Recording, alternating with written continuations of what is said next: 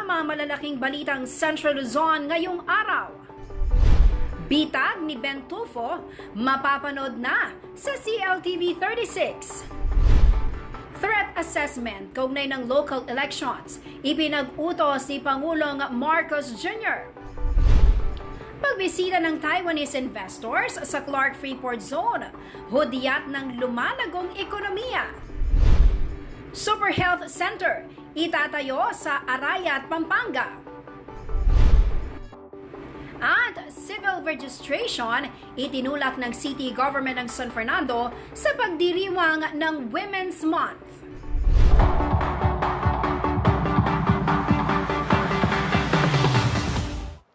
Magandang gabi karehiyon. Ako po si Jennifer Salenga, taga rito. Kasama nyo para sa CLTV 36 News. Atin to. Oras na po para sa mga maiinit na balitang Central Luzon. Mga karehiyon, simula po sa March 30, mapapanood na po dito sa ating himpilang CLTV 36 ang award-winning program na Bitag ni Ben Tulfo. At para po sa karagdagang detalye, makakasama po natin live mismo dito po sa ating studio ang host po ng programang yan and of course, ang CEO po ng Bitag Multimedia Network. Wala pong iba kundi si Sir Ben Tulfo. Sir Ben, magandang gabi po sa inyo. Welcome po sa CLTV 36 News. Naku, kung makikita nyo lamang po mga karehiyon, punong-puno po ang studio ngayon dahil marami po ang excited na makasama po kayo dito sa CLTV 36. Bumati po muna kayo. Magandang gabi sa lahat ng mga nanonood ng CLTV 36. Karangalan ko po na maging kabahagi po ngayon ng CLTV 36, especially on the launch date on March 30. Makakaasa po kayo ng mga palabas na hindi po typical. At ito po yung mga palabas na yung abangan nyo po dahil public service oriented po kami, issue oriented analysis, and many more. So yun hong mga humihingi ng tulong sa malalayang probinsya, partikular kung kayo galing sa Bataan, Zambales, Nueva Ecija, or anything near Central Luzon, huwag na po kayo bumaba ng Maynila. Gagawin po namin is to reach out to you and probably set up a one-stop shop action center malapit po dito sa impira na to para matugunan yung mga sumunod na reklamong dinudulog nyo sa Maynila. So yan po ang inyong maasahan. Of course, sa umaga, 8 to 9 in the morning, mapapanood nyo po yung Bitag Live. Yun po yung analysis, may init na mga issues. And at the same time, yung action-packed Bitag operation, new generation. Pagdating po ng 10:30 to 12 noon, yun po yung hashtag Ibabitag Mo. Public service po yun. So, dito na po kami. Madali na pong lapitan, madaling puntahan, madaling takbuhan. Madali po kami kumilos. Sir Ben, marami po ang excited dahil nga kilala po yung programa nyo na talagang nilalapitan ng mga naabuso, ng mga nabibiktima. At for the longest time, ang alam ho natin, nasa Maynila ang Tulfo Brothers at ang inyong pong programa. Bakit ho ninyo naisipan na makipag-partnership dito sa CLTV 36? Ito ho ba ay nangangahulugan din na soon, yung mga taga Central Luzon, makikita din ho kayo kasi sa programa nyo may mga pagkakataon na talagang kayo ho mismo ay bumababa at pumupunta sa mga lugar na kung kinakailangan talaga kayo ho mismo hinaharap ho ninyo. Okay. Yeah, yung tanong ninyo na magiging kabahagi kami sa inyo na una sa lahat, madali mo kaming puntahan. Yung mga pumupunta galing sa malalayang probinsya, gumigising na maaga, makarating lang sa tanggapan namin sa Maynila. Naaawa po kami dahil nag-aantay po kayo, alis ng maaga, alas 2, alas 3, makapila lamang. Gagawin natin, magiging madali po yan kasi maglalagay po kami ng aming action center dito po. The action center namin dito para sa inyo. So hindi na kayo bababa ng Maynila. Malayo pa, 1.5 hour pa yung travel time. Oras ko nandito, nakakat na kung nasa Olonga po lang kayo, sa Zambales, or sa Bataan, or Nueva Ecija. Malapit-lapit na kaysa bababa pa kayong Maynila traffic. So this is our way of reaching out kasi ina-accentuate namin yung public service na ang Tulfo ho kasi madali po kaming puntahan, madali kaming lapitan, madali kaming takbuhan. Marunong po kaming makinig, marunong po kaming umunawa, maawa. mag-imbestiga, sumuri, manindigan, ipaglaban, ipagtanggol. Yan po ang prinsipyo kung bakit may bitag. So, namamayagpag po sa Senado ang aking kapatid na si Tul Erwin, si Rafi, si Tul Erwin soon sa Kongreso. Ako naman, rock and rolling, sa ganun pa rin, sa telebisyon. Kasama ngayon dito sa CLTV 36. So, let's do it. Let's go, rock and roll. So March 20 po, mapapanood na yung mga programa. Pero ito pong sinasabi ho ninyong one-stop shop action center. Kailan ho ninyo planong simulan ito? Kasi as early as now, Sir Ben, marami na po ang for sure mag-aabang po sa inyong serbisyo publiko. Well, pagpaplanuhan namin yan, depende, mananawagan kami. Kasi karamihan, hindi namin makontrol yung pila sa umaga. Yung pila sa umaga, pagdating ng mga 5 or 6, bubukas kami ng mga bandang 9, pipila na yan hanggang cut-off namin hanggang alas 2 ng hapon. So hindi na po ganoon. Ang gagawin natin, i-schedule namin yan. Siguro once a month, if at all possible. Depende po sa dami. And para doon sa mga malalayo, hindi na kayo, para maintindihan nyo na nasaan ba ang Bitag Action Center? Kasi meron kaming gagawin a public service caravan. Yung public service caravan, hindi lang po sa Luzon.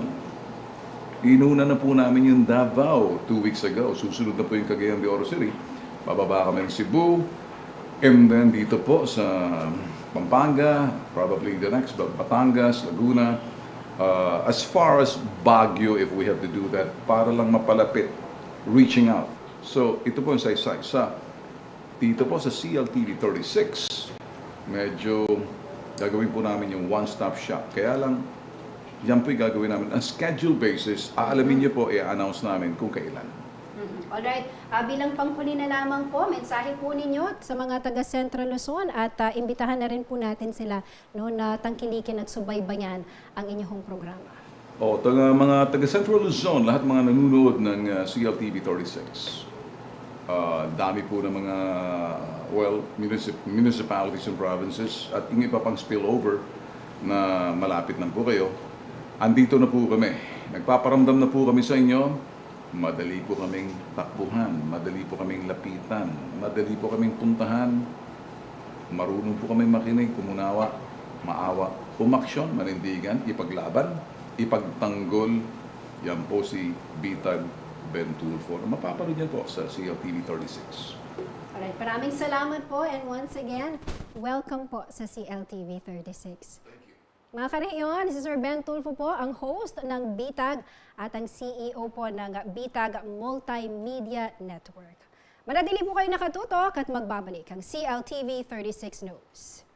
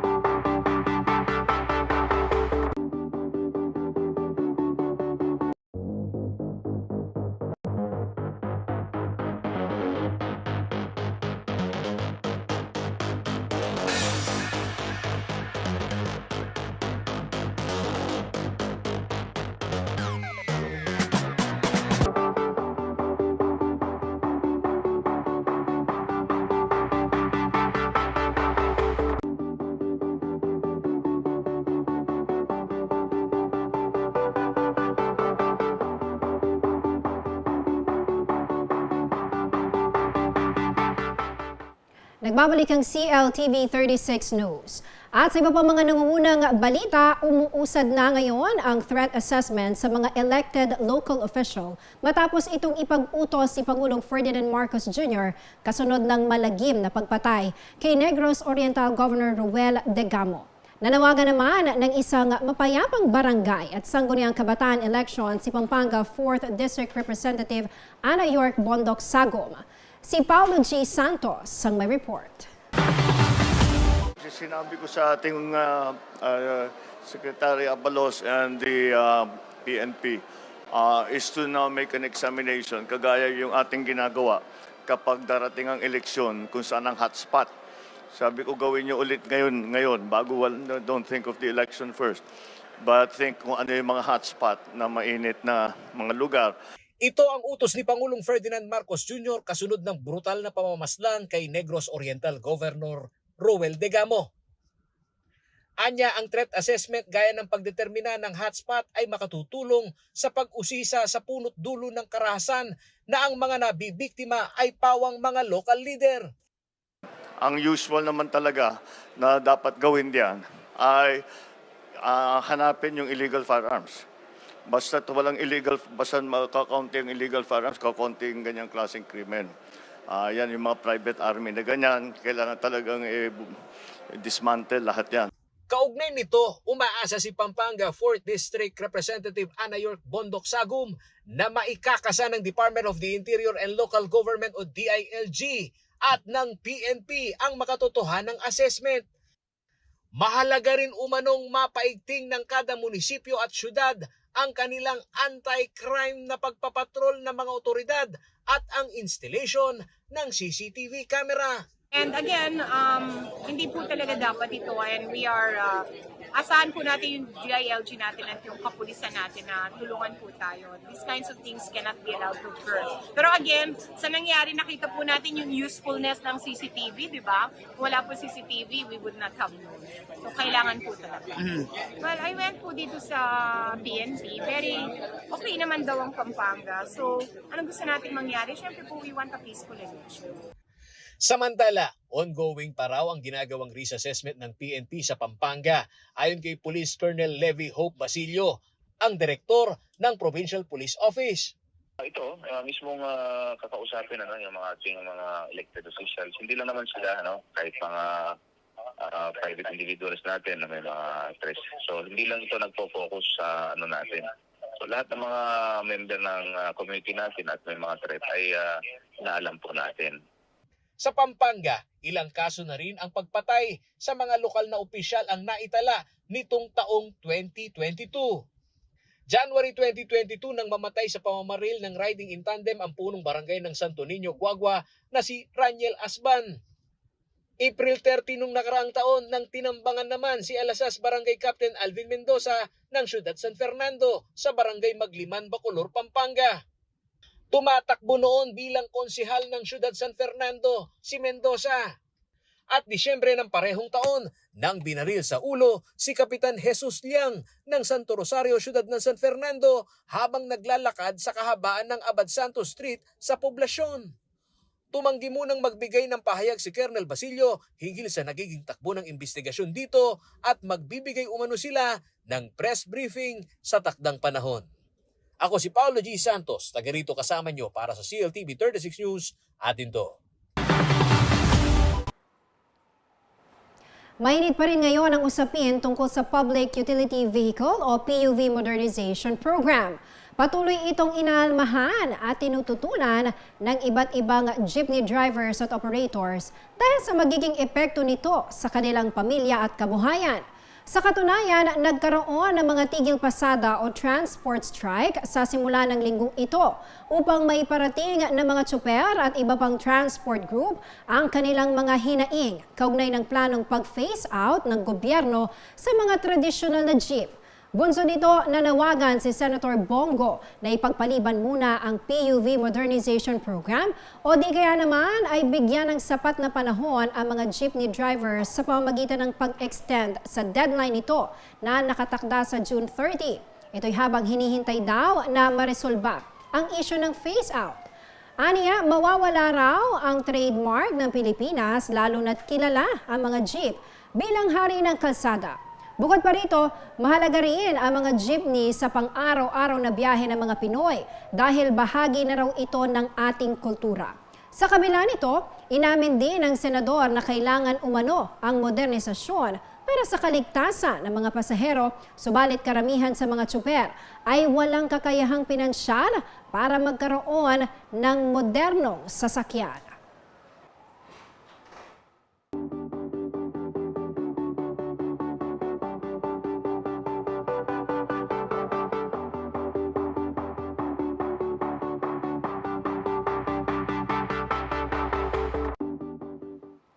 Aprobado na sa ikatlo at huling pagbasa ng Kamara ang House Bill 7241 o panukalang online voter registration.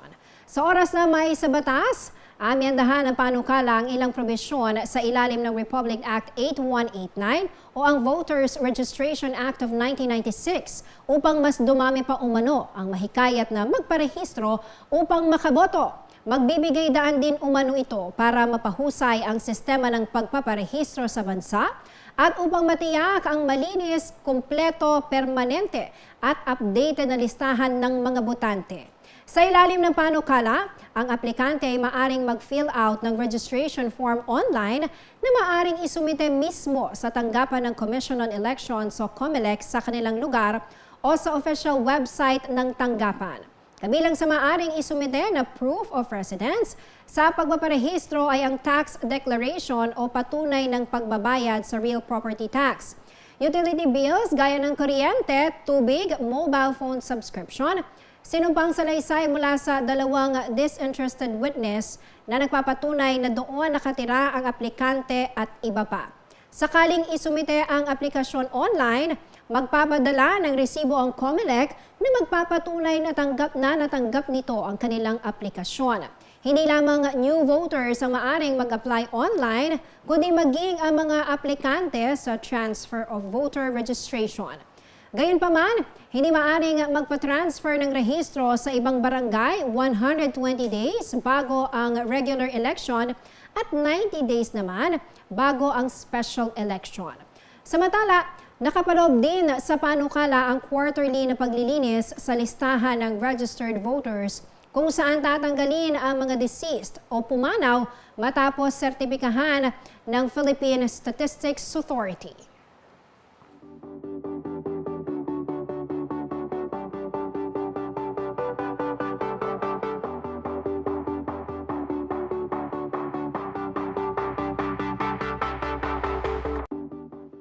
Manatiling nakatutok at magbabalik ang CLTV 36 News.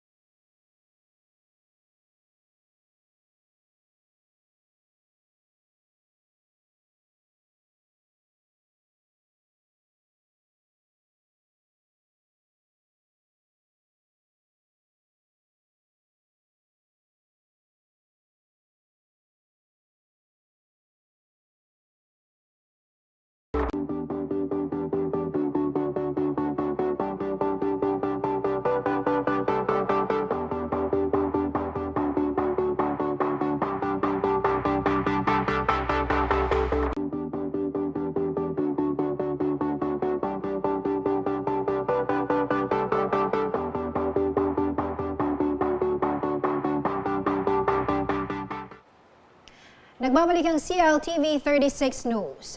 Nakumpiska ng kapulisan ang nasa 7.5 milyong pisong halaga ng iligal na droga sa isinagawang operasyon sa Santo Domingo Village, Barangay San Isidro, Mariveles, Bataan itong Huwebes, March 9. Nakasilid sa 14 na pirasong plastic sachet at 2 pirasong tea bag ang hinihinalang droga na tumitimbang ng 1.1 kilogram. Kasabay nito na aresto ang suspect na kinilalang si Noel de la Cruz at kasama nitong menor de edad. Nasamsam din ang iba't ibang klase ng bala, baril at glass pipe. Samantala, 4 na drug personalities naman ang nahuli sa buy-bust operation sa isang drug den sa Barangay Muzon, City of San Jose del Monte, Bulacan sa parehong araw. Nakumpiska ang 15 gramo ng shabu na nagkakahalaga ng mahigit 100,000 piso, iba't ibang drug paraphernalia at marked money. Sasambahan ng kasong paglabag sa Republic Act 9165 o Comprehensive Dangerous Drugs Act of 2002 ang mga naarestong suspect.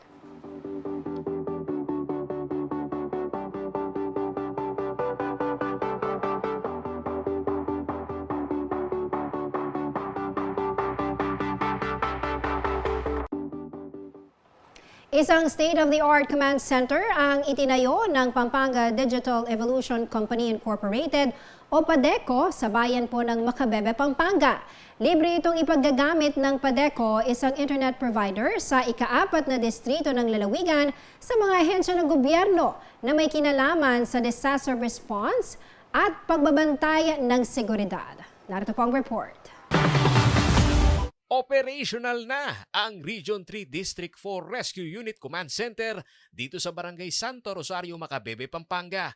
Formal na pinasinayaan ng pasilidad na ipinatayo ng Pampanga Digital Evolution Company Incorporated o PADECO nitong Huwebes, March 9.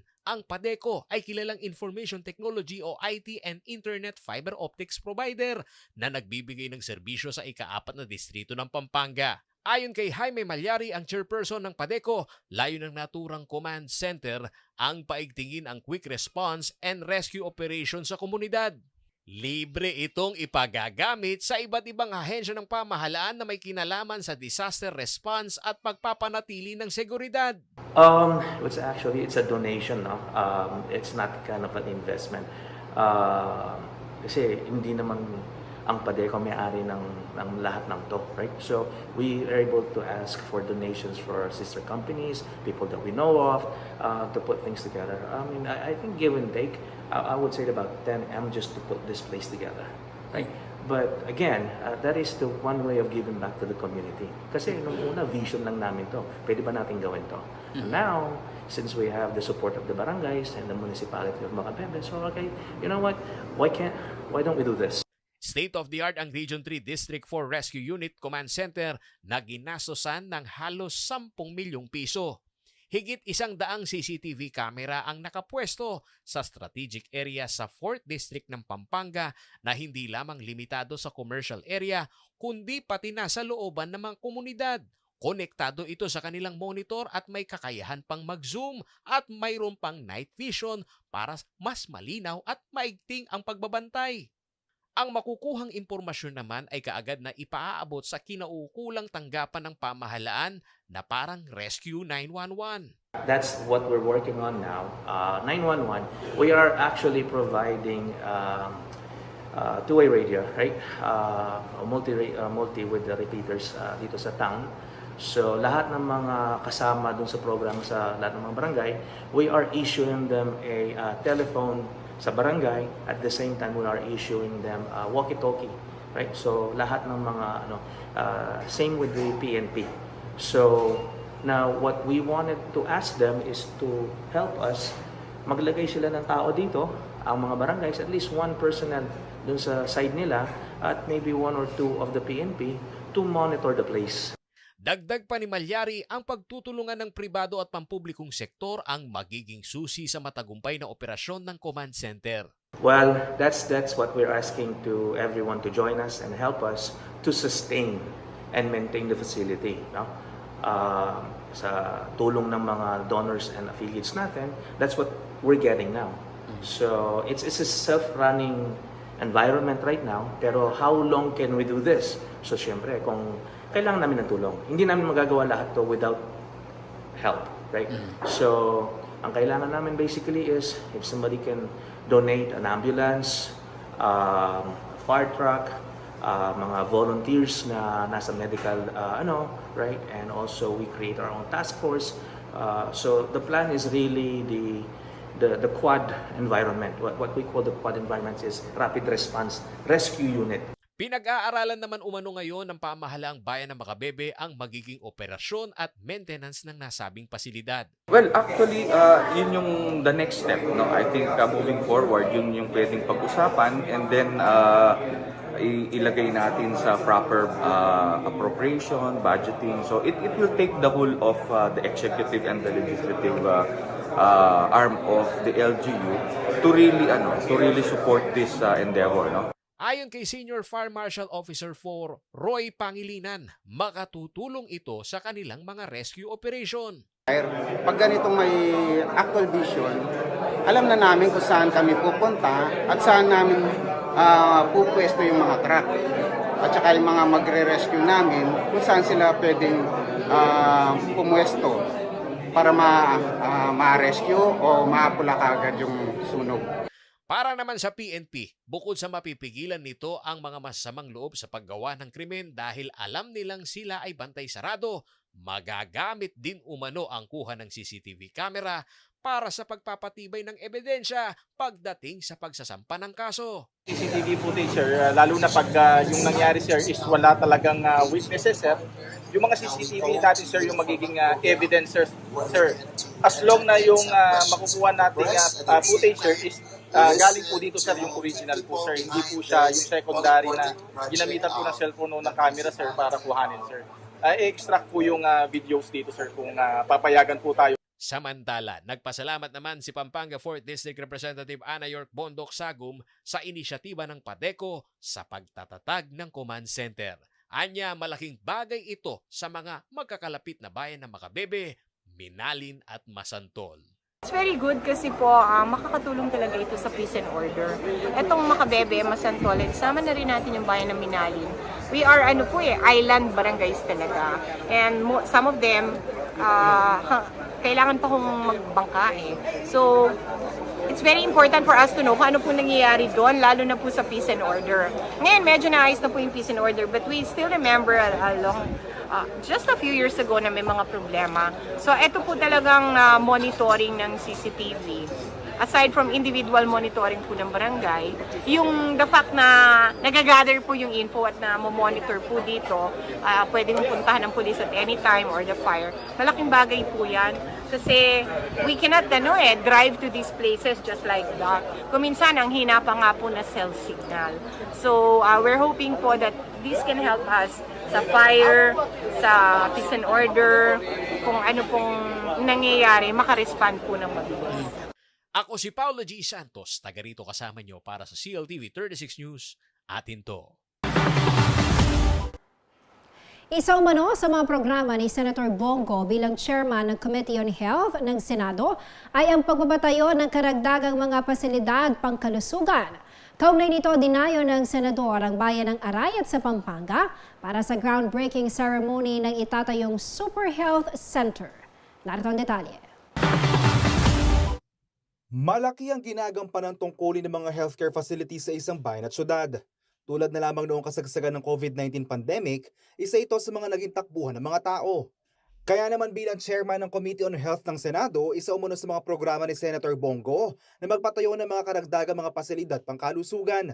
Sa pakikipagtulungan sa Department of Health, nasimulan na ang pagtatayo ng mga super health centers sa iba't ibang parte ng Pilipinas. At ngayong 9 ng Marso ay dinayo ng senador ang bayan ng Arayat para sa groundbreaking ceremony na itatayong Super Health Center.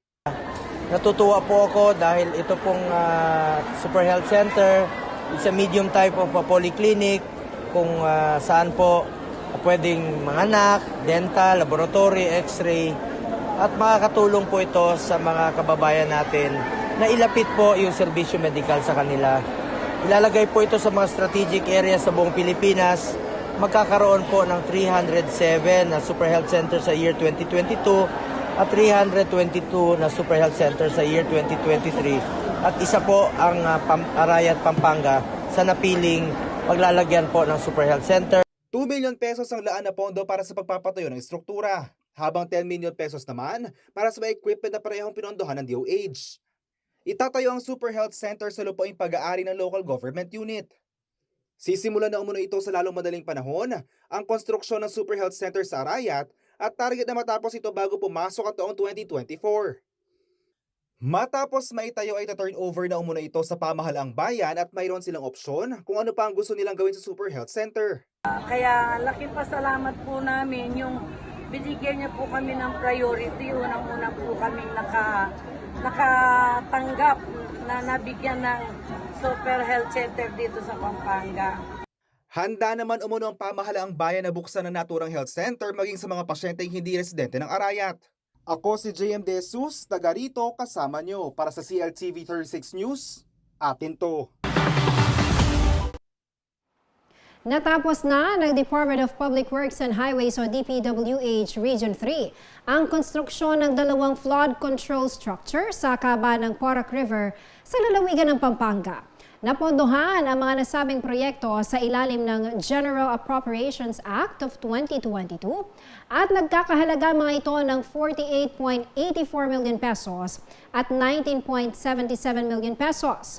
Ang naturang slow protection ay itinayo sa seksyon ng Barangay Halong at Pio sa bayan ng Porac upang maprotektahan ang mga ito laban sa matinding pag-ulan at pagbaha.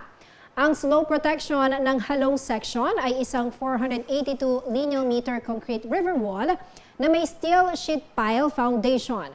Magsisilbi raw itong pundasyon para maiwasan ang pagguho ng earth dike na lubhang delikado sa mga residente o naninirahan malapit sa lugar. Habang ang 188 lineal meter concrete revetment sa Barangay Pio ay itinayo malapit sa river wall ng Barangay Halong upang madagdagan ang mga kasalukuyang flood control structures na malapit po sa ilog. Ayon sa DPWH, makatutulong ang mga nabanggit na proyekto hindi lang sa mga residente, kundi maging sa mga lokal na magsasaka para maprotektahan ang kanilang mga tanim at ani sa panahon ng bagyo at malakas na pag-ulan.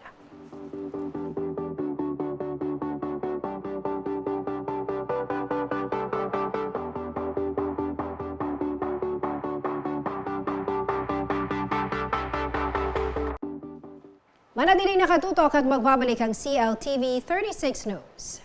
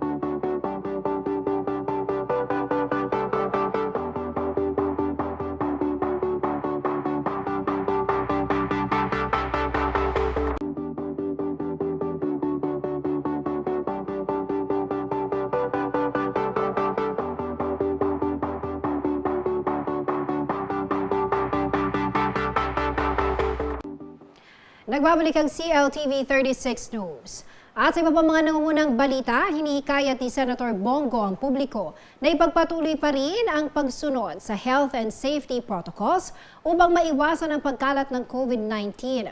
Ayon po kay Go, ang chairperson ng Committee on Health sa Senado, hindi dapat magpakakampante lalo na't wala pa ring anunsyo ang World Health Organization na tapos na nga ang pandemya. May ulat si Liana Canilao. Oktubre ng nakaraang taon nang inanunsyo ng Malacanang na voluntaryo na lamang ang pagsusuot ng face mask sa indoor at outdoor spaces. Ito'y bilang pagluluwag ng COVID-19 restrictions at pagdami ng bilang ng mga nababakunahan. As of March 8, 2023, umabot na sa mahigit 70 million ang bilang ng mga nakatanggap ng first vaccine dose. Nasa 73.9 million naman ang nakakuha na ng complete dose. Ngunit sa bilang na ito, 21 million pa lamang ang nakatatanggap ng booster shot. Sa tala ng DOH nitong March 9, mahigit 7,000 ang aktibong kaso ng COVID-19 sa bansa. 913 sa mga ito ang mula sa Central Luzon. Kaugnay nito, hinihikayat ni Senator Bongo, chairperson ng Committee on Health sa Senado, ang publiko na huwag magpakumpiyansa, magpabakuna at magsuot pa rin ng face mask kahit hindi na ito mandatory. Antayin na lang po natin ang formal na pag-anunsyo ng World Health Organization. At as Committee Chair on Health po sa Senado, habang naririnig pa natin na may nagkakasakit ng COVID, ay huwag tayo maging kumpiyansa.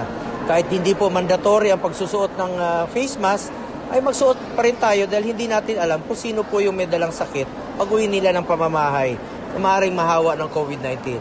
At iniinganyo ko po ang bawat Pilipino na magpabakuna. At kung qualified na ho kayo sa booster, magpa-booster na po tayo. Dahil napakababa po ng vaccination rate natin sa booster shots. Mandiyan naman po ang bakuna, kaysa naman po masayang, magpapakuna na po tayo at mas protektado tayo pag tayo po ay bakunado. Bakuna po ang tanging susi o solusyon para unti-unti na tayo makabalik sa ating normal na pamumuhay. Ako si Liana Canilao, taga rito, kasama niyo para sa CLTV 36 News, atin to. Binisita ng Taiwanese investors ang Clark Freeport Zone nitong Miyerkules, March 8, bilang bahagi ng kanilang investment mission sa Pilipinas. Sa nasabing visit, ibinida ng Bases Conversion and Development Authority kasama ang Clark Development Corporation at Clark Aviation ang iba't ibang investment opportunities na inaalok ng Clark Freeport Zone na itinuturing bilang isa sa mga nangungunang investment destination sa bansa. Kabilang sa mga ito ay ang mga potensyal na lokasyon para sa business development na matatagpuan sa New Clark City, Clark Freeport and Special Economic Zone at Clark Aviation Complex. Ayon po kay Attorney Edgardo Pamintuan, ang chairman ng Subic Clark Alliance for Development, ang pagbisita ng Taiwanese investors ay nagpapatunay sa lumalagong interes at kumpiyansa ng mga ito sa ekonomiya ng rehiyon. Samantala, matatandaan itong Pebrero, 14 na European ambassadors sa pangunguna ni Ambassador Luc Veron ang bumisita sa Clark Freeport at Subic Bay Freeport Zone para sa isa ring business mission sa Pilipinas.